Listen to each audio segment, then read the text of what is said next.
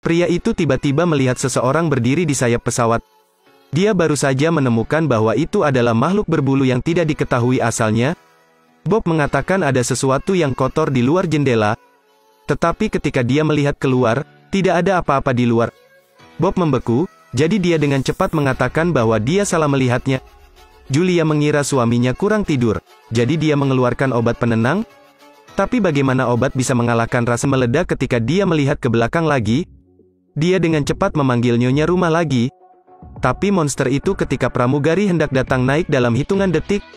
Melihat jendela kosong di luar, dia memaksakan senyum sopan. Saat dia pergi, monster itu muncul lagi. Sekarang lebih dari layak. Itu duduk di sebelah baling-baling, menemukan bahwa ini tidak mudah ditangani.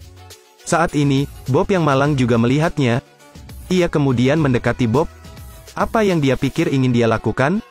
Hanya untuk melihatnya menundukkan kepalanya, perlahan meraba-raba, lalu Bob memberitahu istrinya semua yang terjadi malam ini, tetapi dia tidak tahu untuk sementara waktu.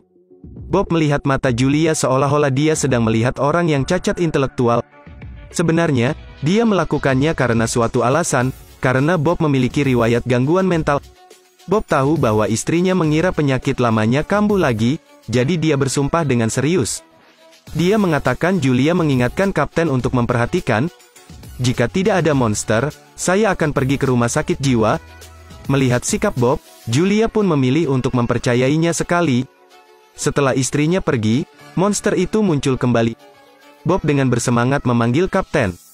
Tapi kapten tidak terkejut, monster itu tepat waktu. Bob tergagap bingung, wajahnya berlumuran keringat.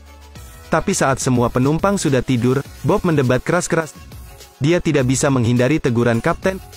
Kehilangan kepercayaan, Bob benar-benar pingsan. Orang tua ini benar-benar ingin menyelamatkan orang. Kalian berbalik dan menegurku?